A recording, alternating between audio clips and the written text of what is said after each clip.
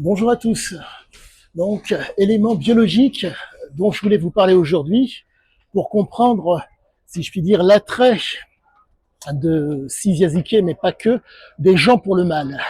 Vous avez ce qu'on appelle le rétrocontrôle négatif. En un mot, quand vous voyez passer une belle fille ou quelque chose qui vous plaît, on va rester sur un cas biologique commun à nombre d'hommes et peut-être aussi à nombre de femmes. La belle fille est devant vous. Que se passe-t-il? Excitation du cerveau qui donne donc l'ordre aux testicules d'accentuer entre guillemets la génération de testostérone qui amène donc l'excitation suffisante pour aller soit aborder, soit rapport sexuel,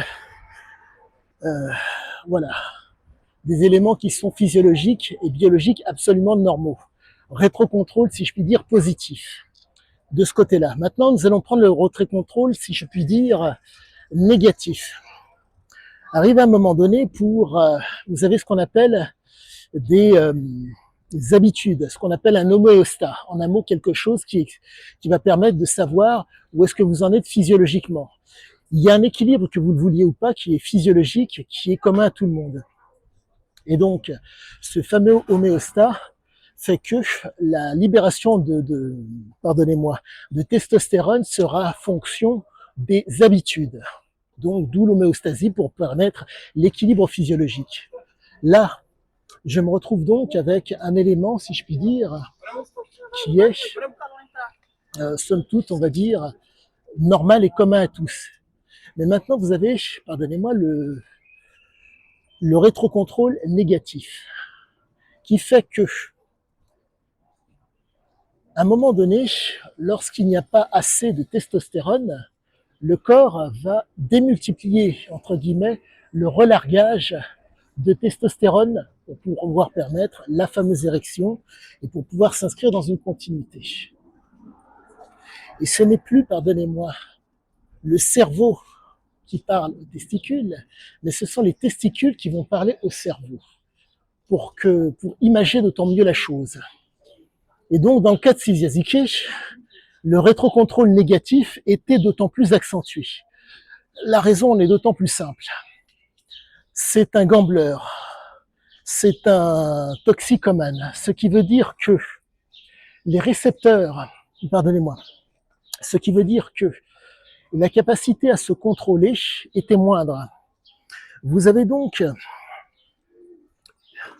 des récepteurs qu'on est en mesure de contrôler ou pas. Dans le cas présent, l'homme en était incapable. Cette incapacité à pouvoir se contrôler fait que vous avez donc, bonjour madame, vous avez donc une incapacité chronique à pouvoir être au contrôle de sa personne. Cette incapacité chronique est absolument normale. Comprenez que... Oh, bonjour. Comprenez que Hein? J'aime pas le football et je... Désolé. Ah bon. Bonne journée. Et donc, pardonnez-moi, une personne m'a demandé si j'étais pour Paris, mais bref. Et donc,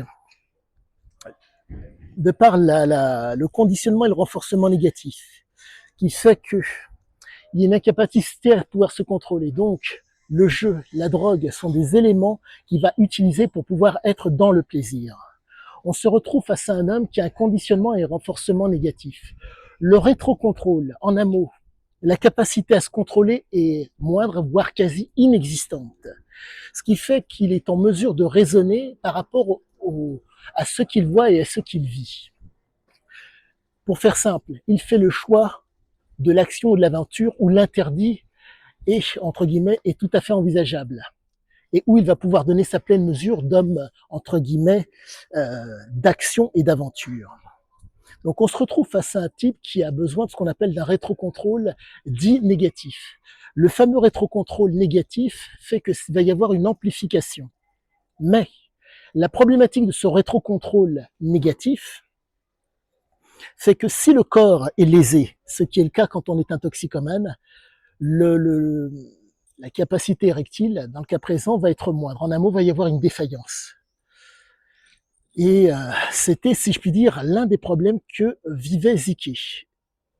En espérant que mes mots aient fait sens pour vous et que vous ayez compris ce que je vous ai dit, je vous souhaite une bonne journée. À tous, à bientôt.